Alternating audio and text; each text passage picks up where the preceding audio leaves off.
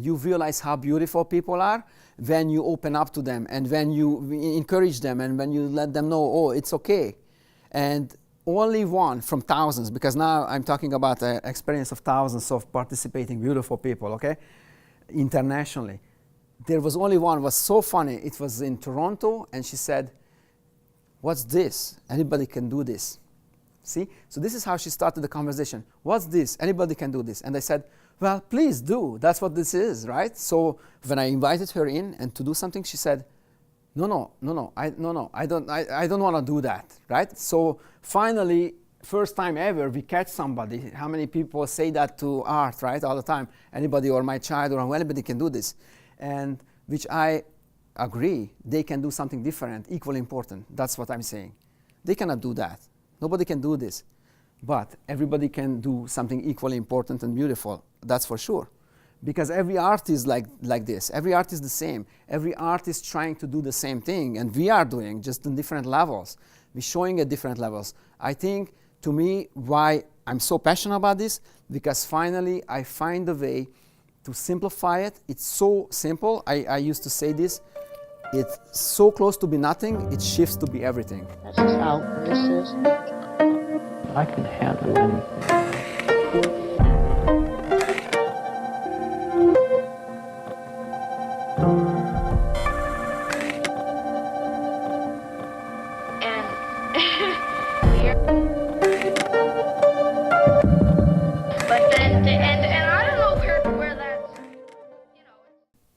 For a long time, I didn't get art. I was not an artist. I was talented with things, and I was good, but I was not an artist. Matter of fact, even in art school, with the art history teacher, I had an argument. I never forget. She was showing a projection, a slideshow of a painting, and there was a purple sun. I never forget. And I started to argue. She was praising this, like how good and whatever. And I said, the sun cannot be purple, right? Like this is nuts. Like, and then an argument, right? And then she said, well, let me know when you change your mind. I was very, very bad. I was a bad student, very bad from art history too. And that's how I was. And until this, what I usually don't say to people happened. So I'm home. And I came home from school earlier, and I was laying on the bed and just in alpha, right? Like just in a mini coma, and just thinking, doing nothing. And the vision, what I saw, it's like an endless sea of information. And the information were presented in this murky, black, dark sea. It was like a liquid. And those were the information, those were the answers for everything there is in the universe. All this, the way it disappeared, it didn't go away. It went like, it went into one point somewhere in me. And one thing I knew right after, I don't possess this, this is not me, this doesn't possess me either, this is everybody. I knew this. I came to be a different person after this, very different. My art changed.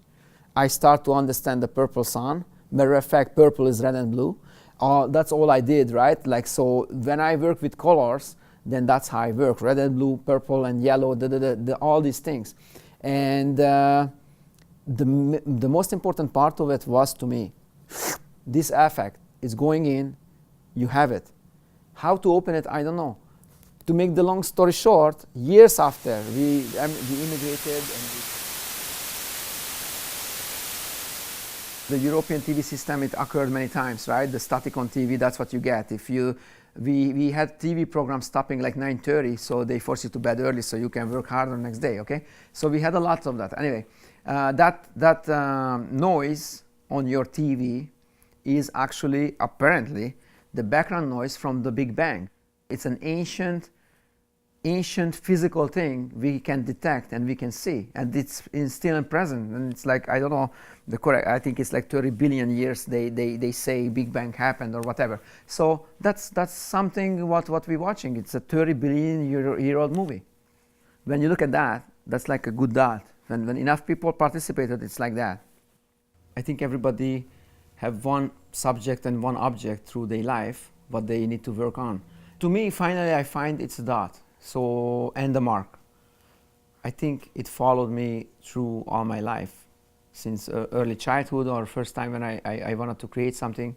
I think it's just a dot, a mark. Dot art is having a surface set up with a marker to the center point, and then me as an artist of this concept started the piece. Any other people welcome to do it, and I try to encourage people to do it. And so the creator of this concept should start it up and then let it go. Just let it go and let take its time, space, life experience out there. That art equals the Möbius strip as an object. It represents a perfect unity and a continuum. The most ancient symbol is the circle, representing the sun and the heavens, the Möbius strip. It's a three-dimensional object. There is a space shift.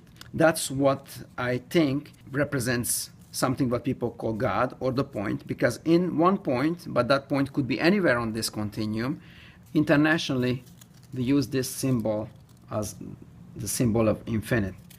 The next ancient symbol was the triangle, and after the triangle came the square. Is a perfect object to explain the symbolism in humanity.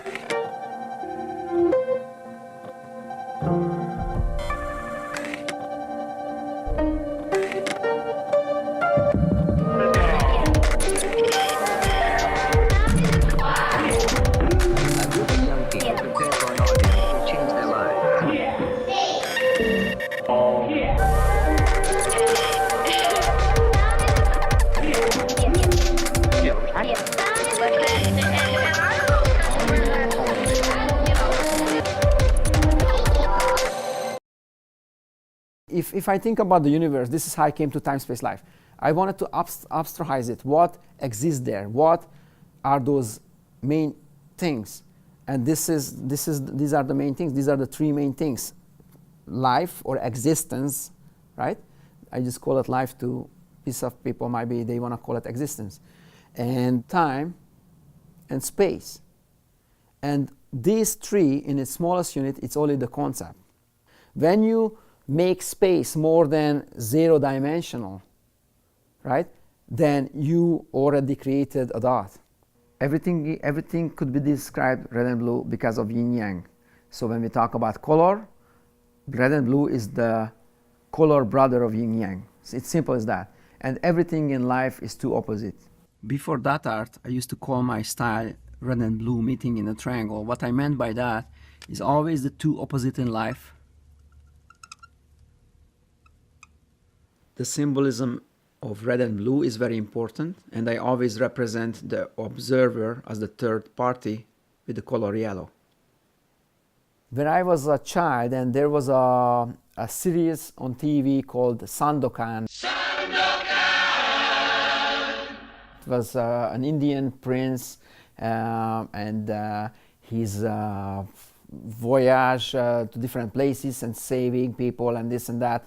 And anyway, when this series ended, I didn't want it to end. And what I did, I had this TV set, I never forget, in my room. Matter of fact, it was black and white. And each time this one of the episodes ended, his face would be frozen.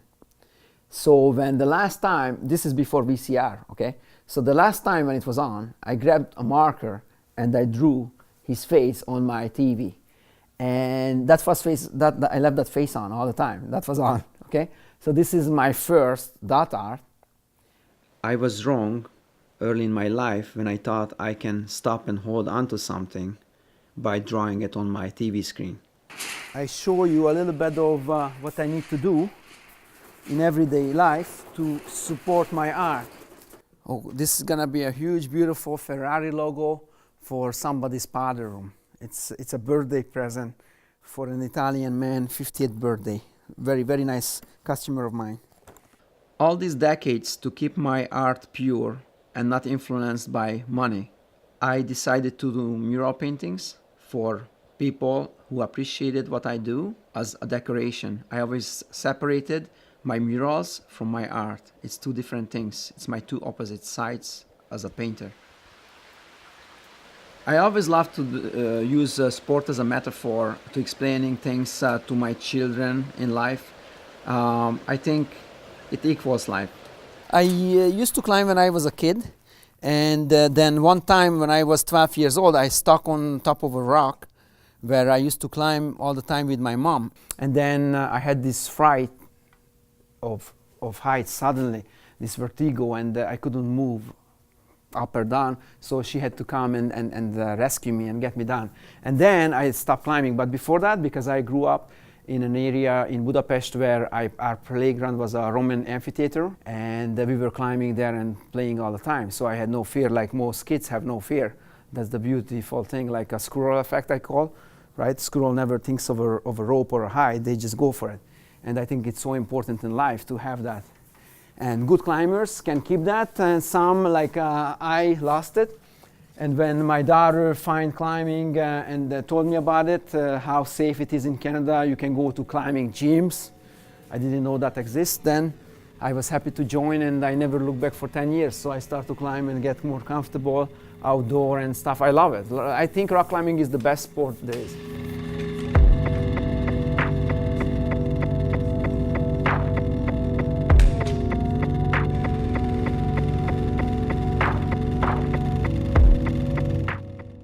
This is an empty raw canvas I bought because one other thing what I find makes me comfortable, if I always have an empty or fresh primed canvas around, that makes me feel connected to the future. There is something to do. I don't like to finish stuff, but I'm working very fast, so I finish a lot of stuff, and this is the only way to escape it.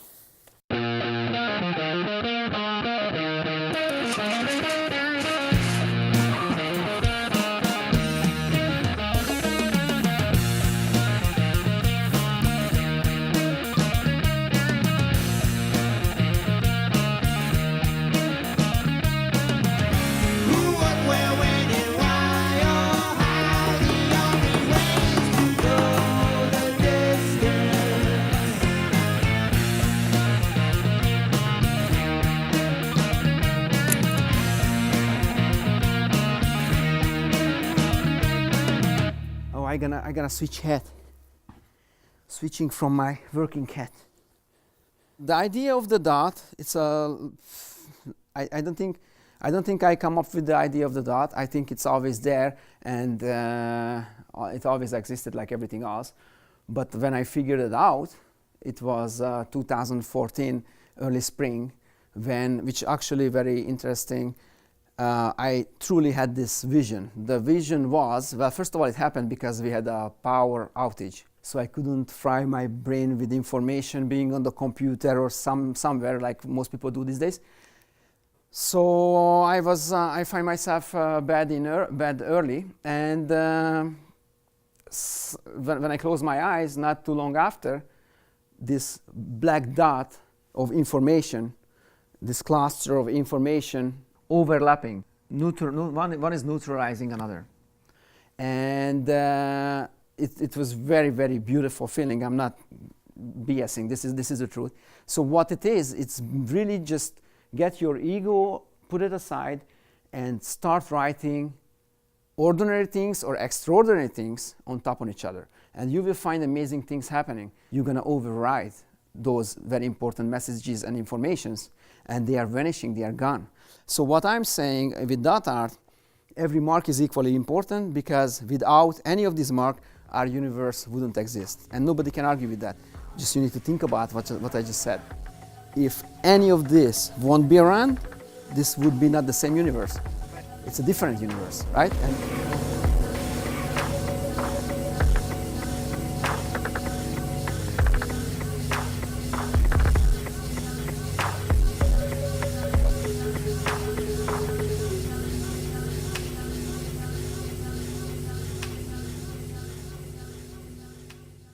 What I find, how DOTART relates to society, these are time capsules. These are also mandalas. In 2014, Black Lives Matter Hands Up movement, I had a show in Miami, and it was so much in the public awareness, in the subconscious, it came through the work. 2015, Paris attack, against Charlie Hebdo.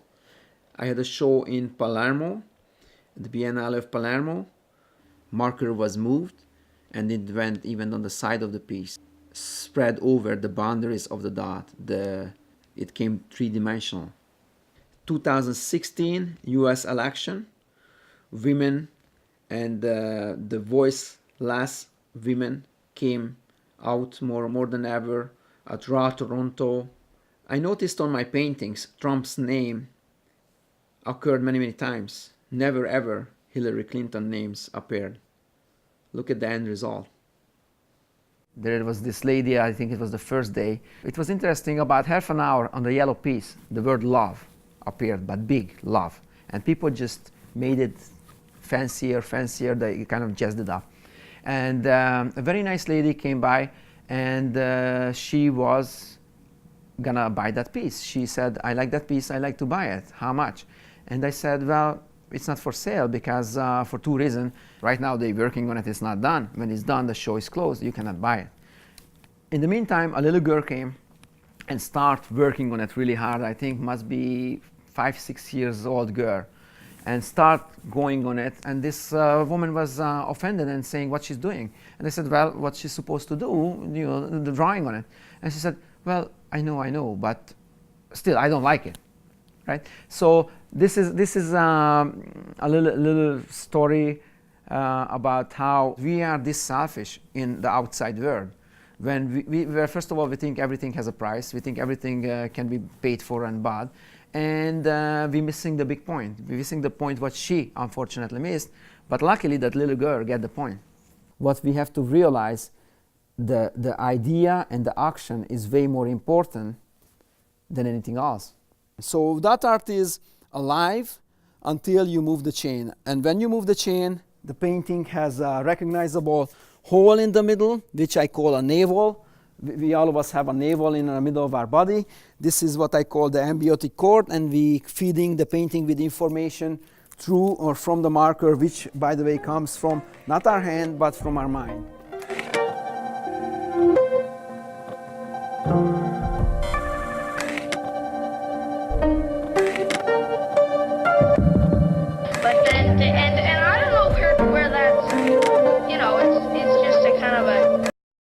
All this chain goes back to a point, and it goes back to the same point. All of our chains and all of our marker, ourselves, goes and points back to the same point. Look at life for the longest time. We are the last piece of a chain, of a very, very long chain. Each of us are, which leads to a point. Billions of years ago, could be billions of years ago, my heart was start to beat in my mother's body, and her heart started the same process in her mother's body. So just keep playing this game when you have time in your mind, and then you will realize the most amazing thing. It's almost impossible for us to be here. Like how? So that's why when you look at yourself or anybody else beside you, they are billions of years old, existence and life, and that's a chain to me. What DOTART has to do with women lately, I started this series of DOTART women in honor of women. When I started this because my mom turned 70 years old, and I have a lovely wife, and I have a lovely daughter, and a lovely mother, and usually I'm not showing them in my life how much I love them and how important they are to me. And I wanted to honor that and say to other people all over the world, we should let them know, not only to feel it and think about it, but let it out there. So what is the better way than spread the news and spread the word? By the way, the second DOTART show installment I did in New York, it happened to be on Mother's Day. So the piece, when you look at, their messages to mothers, and then one point I switched on Mother's Day itself, I switched to red marker. So then anything people did that day was red in the black dot. One of my very first paintings, and my grandparents still have that painting on the wall. It's a landscape. I never forget, I fell in love with later my wife, Georgia.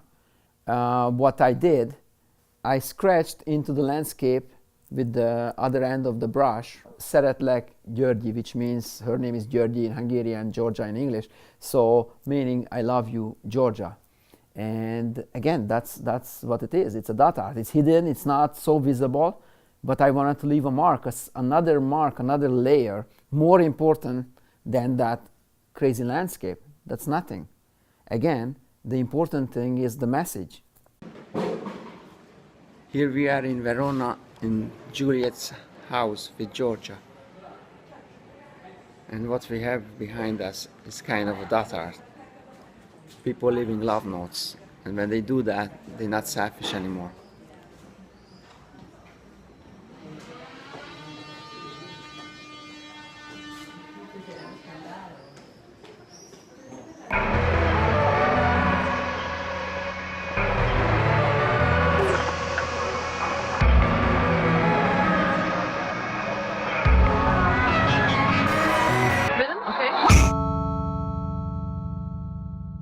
There is a story which I had with a painting called What Came First, the chicken, the egg, or the scrambled egg.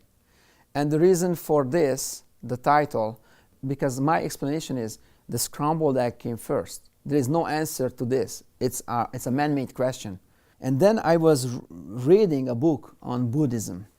So in this book they talk about how Buddhists don't care how things started. They just don't think about it, they just say, just take it.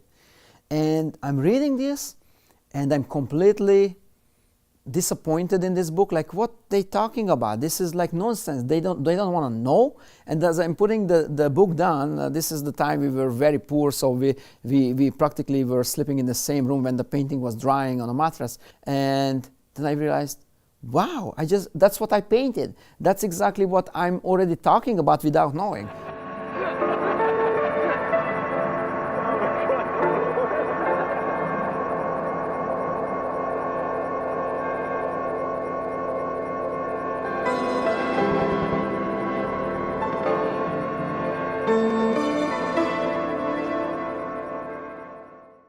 When I was 14 years old, I tried to paint my first self-portraits. I looked into the mirror and I was shocked because I didn't look back. I started this painting and I turned out to put a blue eye in the painting with curly blonde hair, and so I called that painting a blue-eyed self-portrait. That's my first artwork. After my blue-eyed self-portraits, I started to do a few academic, realistic self-portraits, but I find it again not really truthful. So what I end up doing as years went by, I'm going farther back into myself, away from the mirror, and I'm start looking out of my skull and digging farther in. When I reached later a point in 1986 when I painted my red-eyed self-portrait.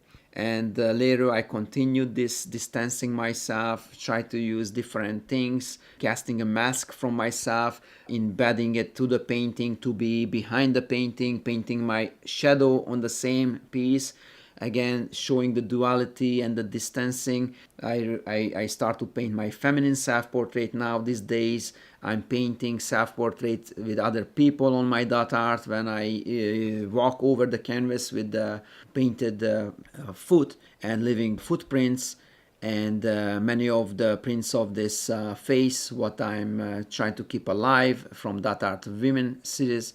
And I call these also self-portraits because I realize a self-portrait is really a portrait of all of us. I cannot have a self-portrait without including the whole world in it.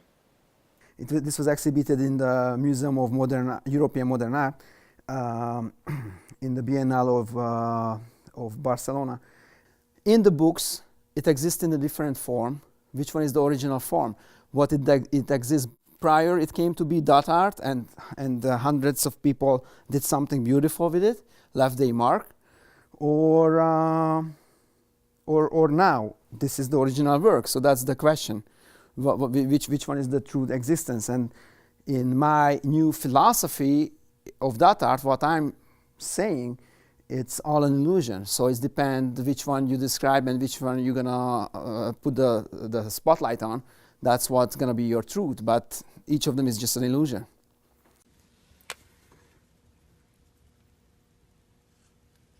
The pirate projects. I really want to get the public involved. Everything is a subject to be viewed as an art.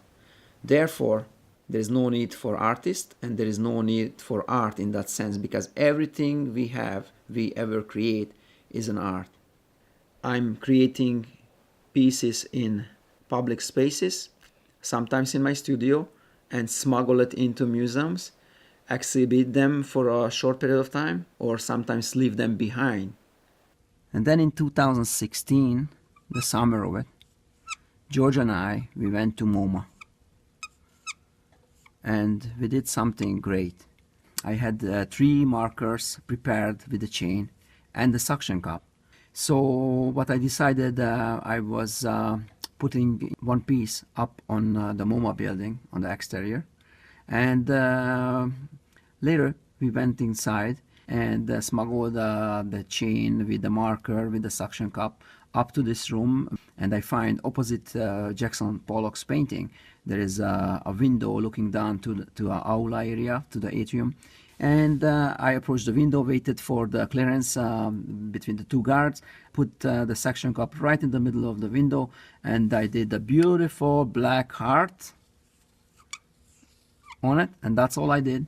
And I left. And in the meantime, Georgia was shooting from down below with her iPhone. I'm very, very excited. People joined in after, and you can see on the video. And matter of fact, in that particular time, space, life, I will always have my paintings up there, because it will always exist forever in that particular time frame. And what I'm talking about, every art, what we consider art today, there are many of them seems bullshit, but it is just because it's selected bullshit. Everything is art and everything should be considered as art. I just looked at this piece here today, which is a ventilation system. This is a piece of art. I can explain it, why and how. But there's no difference between this and any other installation. We are selected elite, considered artist as artist, so a selected elite considered elite. Everybody should be elite, and everybody should be artist, and everything should be art. Okay. The burqa is important because in our society we have a lot of talk about the burqa, and I have the philosophy of DOTART proving the burqa doesn't exist. It's an open slit for the eye to look out and to the work to look in, to the eye of the person who is in there. It's really what we project on it, or what the person from inside project to the outside world. That's where the differences lies, but the burqa doesn't exist. It's an illusion. So at the Triennale of Verona, it was an exhibition where I brought the burqa out visibly. I took the piece off the wall and take it to somewhere where Paolo Levi, a famous architect in his 80s, were resting and sitting, and asked him to be so kind to do anything on my work. Amazing thing happened. This old man took 2 minutes of serious thinking and brainstorming with himself what to do with that piece, what mark he would want to leave behind. And after 2 minutes, he started to draw a Star of David, referring to his heritage. I think it's very, very touching. Una stella. Perfetto. Okay. When I start to realize, okay, I'm gonna hide all these signatures of famous people who were kind enough to do anything on my piece, I decided to destroy it with the burqa going over. Then I realized what Paolo Levi did was a touch of a genius. The Star of David was not included in the perimeter of the burqa accidentally. He put it completely different spot where everybody stayed in without knowing. That's an interesting thing.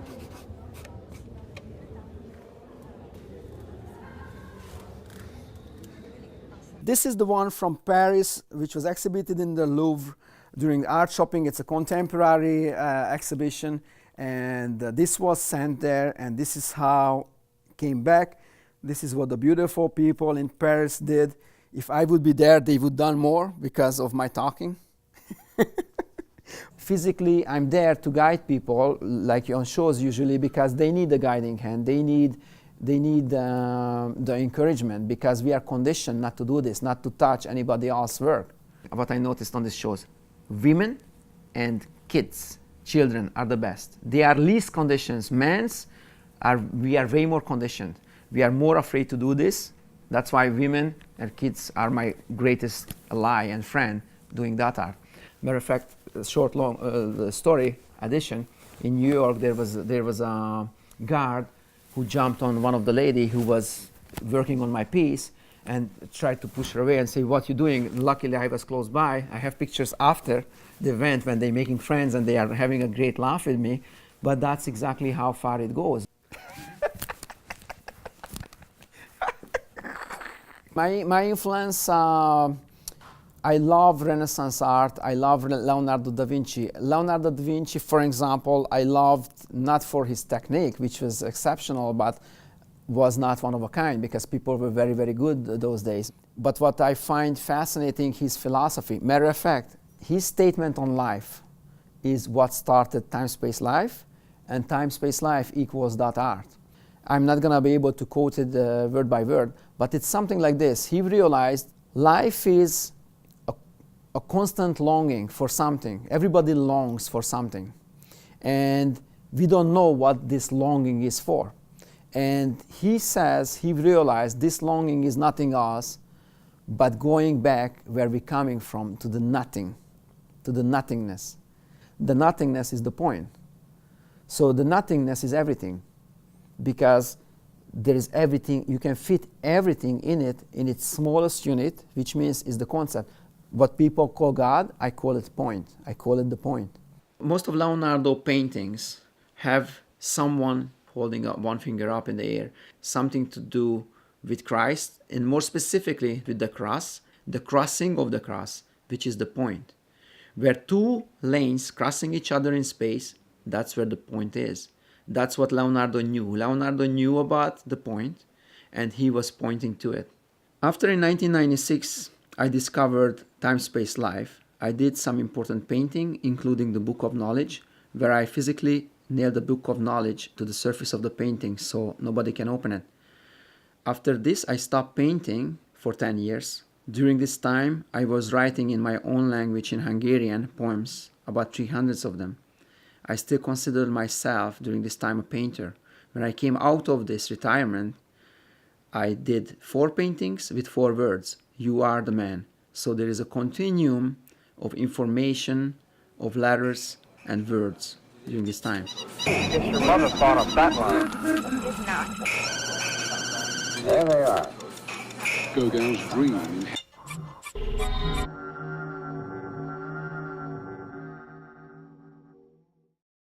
We talked about that everybody paints one painting in their life. I tried to paint that one painting many times, but this was a pretty good attempt. You have one word to say, then what would that be? Or for a painter, one painting to paint, what would that be? Or for a writer, one book or one poem, what is your one? And I think the answer is DOTART. There is not one answer, meaning we need the overlapping information to describe that one, and that's how it is one. It is one like mother, lover, daughter is woman. So it is one. And one painting could be millions of paintings, doesn't matter. Matter of fact, it takes all of us to paint that one painting. And here we are. Look, I'm walking, dancing with this. You asked me before if I'm a dancer. Look, I'm dancing with myself. This is nuts. So this is my last painting. So I will show you again, but this is what people will see. So I'm showing this side because this is what they will see, right? That's the most important thing. So again, this is 10 years ago. There's DOTART for you. So that's the navel of her, right? So when you look through that hole and you're looking into a mirror, you're gonna find her in the mirror, but it's yourself in the navel, right? This is actually my feminine self-portrait. I'm straight and heterosexual, with one woman in my life, as I said, who I love. So this is actually me. This is the true me. If I'm, like, believe it or not, if I'm looking this is more me than if I'm looking in the mirror. And I think this is, in a sense, a start of DOTART Women. This is the time when I was fed up with today's society all over the world, how women are mistreated, how women are mistreated, and they don't live the life what they deserve to live, not only because they are pushed back and stay home, not to stay home, or getting paid less and all that. It's not only that, it's how selfishly men, I know that, is we always want something from them, and in every level, and this is how they have to live their life. It's horrible. So then I find, okay, my feminine self doesn't like that, so I'm pissed, and this is what it is. This is an ugly, badly painted. It's not. It's a beautiful painting, but it's beautiful. Like my wife always asks me, why don't you paint a nice painting? And I say, all my paintings are nice, but they are not really for the eye, right? It's for really for something else. And the reason it's called my last painting, because truly at that time I believed, and I still believe, this is my last painting. What I'm doing after now, again, is just keep repeating the same thing, like a mantra. Looking at my work, and in chronological order, I did that art all my life.